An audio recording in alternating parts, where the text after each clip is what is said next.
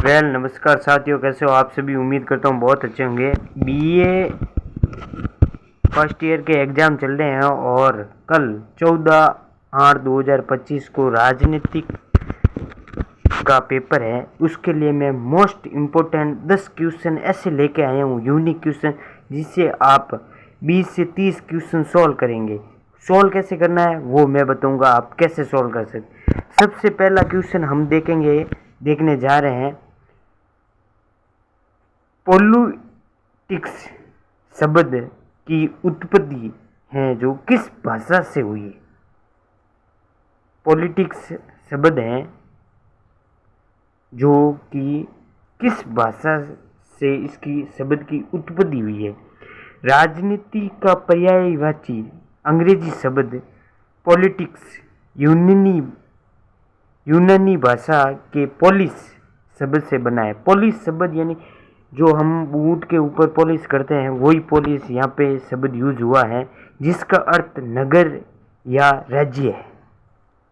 अब आपको अगर कोई भी राजनीतिक से रिलेटिव कोई भी क्वेश्चन करे तो आप ये चिपका देना, सेम चिपका देना। कोई भी कैसा भी क्वेश्चन हो, यहाँ से इस लाइन से शुरू करेंगे तो आपको जरूर आपको नंबर मिलेंगे, 2 से 3 नंबर मिलेंगे। जैसा भी क्वेश्चन हो जिसका आंसर आपको नहीं आता, हो सकता है यही क्वेश्चन आए लेकिन नहीं आए, तो आप ये आंसर चिपका सकते हो, ये आंसर चिपका सकते हो। नेक्स्ट क्वेश्चन हमारा देखेंगे, समाजशास्त्र व राजनीति विज्ञान पर एक प्रभाव लिखो। अब प्रभाव लिखो, जैसे समाजशास्त्र से रिलेटिव अगर आपको कोई भी क्वेश्चन करे, मेरी बात ध्यान से सुना, तो आप ये चिपका देना।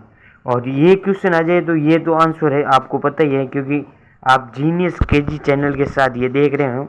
जो संबंध राज्य तथा समाज में है वही संबंध राजनीति तथा समाजशास्त्र में राजनीति समाज की सेवा करने वाली या समाज के वर्ग सेवा करने वाली संस्था मानी जाती है, और ये समाज के विकास की एक निश्चित दशा में उभरती हैं।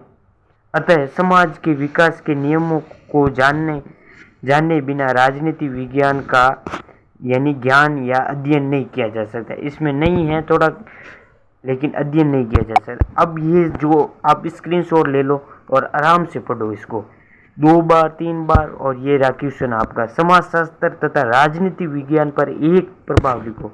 नेक्स्ट क्वेश्चन आपका है, राजनीतिक दल का अर्थ बताइए। जैसे हमारे इंडिया के अंदर अभी राजनीतिक दल बहुत हैं, जैसे मानते हैं बीजेपी है, कांग्रेस है, 2 दल है। अगर दल नहीं होगा, आप सपोज मानिए अगर दल नहीं होगा तो युद्ध, मतलब कोई एक तानाशाही करने लग जाएगा। अगर दल है तो विपक्ष जैसे ही कोई गलती करता है तब विपक्ष उंगली उठा लेता है। राजनीतिक नागरिकों का ऐसा संगठित समूह है जो सार्वजनिक प्रश्नों के विषय में समान विचार रखता है। राजनीति इकाई के रूप में कार्य करते हुए अपनी कल्पित नीतियों को विस्तार देने के लिए नियंत्रण को हस्तगत करना चाहता है। इस प्रकार राजनीतिक दल व्यक्तियों के किसी भी समूह जो समान राजनीतिक उद्देश्य की प्राप्ति के लिए कार्य करता है उसे राजनीतिक दल कहा जाता है। अब जैसे राजनीति के बारे में और आपको पूछा जाए और आपको किसी सवाल का कारणवश कोई आंसर नहीं आए, तो आप ये चिपका सकते हो। मैं आपको ये बता देता हूँ कि कोई भी क्वेश्चन आप खाली ना छोड़ें, कुछ ना कुछ क्वेश्चन के अंदर कुछ ना कुछ आंसर लिखे उससे रिलेटिव जो आपको लगता है। दलीय प्रणाली कितने प्रकार की होती है और नाम लिखिए। अब मैंने यहाँ पे शॉर्टकट, ये पीडीएफ के अंदर शॉर्टकट है, तो आपको वैसे लिखना है। दलीय प्रणाली जो कि 3 प्रकार की होती हैं और नाम इस प्रकार, एक दलीय प्रणाली, द्विदलीय प्रणाली और बहुदलीय प्रणाली। 3 प्रकार की दलीय प्रणाली होती हैं।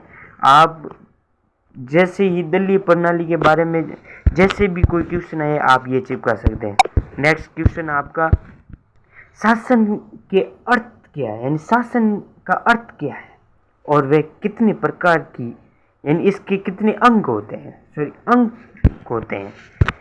शासन या सरकार वह तंत्र है जिसके माध्यम से राज्य की अभिव्यक्ति होती है। शासन या सरकार को राज्य का आवश्यक अंग माना जाता है।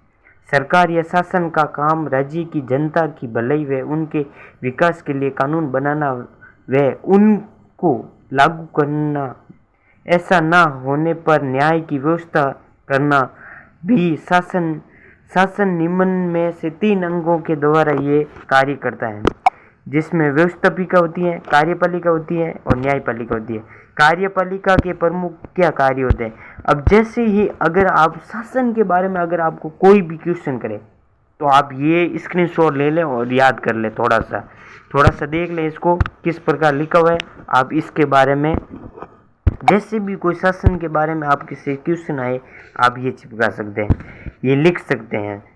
कार्यपालिका का प्रमुख कार्य क्या होता है? अब मेन इम्पोर्टेंट कार्यपालिका का शासन का अंग है तो कार्यपालिका मोस्ट इम्पोर्टेंट। आप तीनों के साथ ये जोड़ सकते हैं कि ये जनता के लिए बनाई गई है।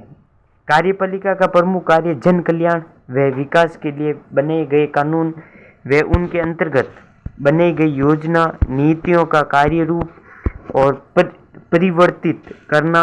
आधुनिक राज्य का स्वरूप जन कल्याणकारी होने के कारण कार्यपालिका के कार्य बढ़ोतरी हुई है। कार्यपालिका के कार्यों को निम्नलिखित रेखा चित्र के माध्यम से समझा जा सकता है। यानी कार्यपालिका के एक रेखा चित्र बना हुआ है किताब के अंदर, आप देख सकते हैं किस प्रकार कार्यपालिका के काम को बांटा गया है अलग अलग, उस प्रकार आप ये क्वेश्चन कर सकते हैं। न्यायपालिका के जो प्रमुख कार्य होते हैं वो क्या क्या होते हैं? न्यायपालिका के कार्य होते हैं विवादों का निपटारा करना, कानून की व्याख्या करना, संविधान की सुरक्षा, सलाहकारी कार्य, अन्य कार्य यानी अन्य जो बहुत सारे कार्य हैं।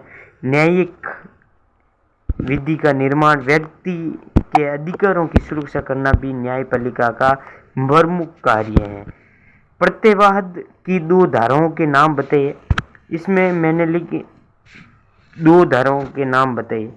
इसमें ऐसे भी आ सके प्रत्यवाद कितनी धाराएं होती हैं? ये भी तो 2 धाराएं होती हैं। एक होती है उग्रवादी प्रत्यवाद और एक उदारवादी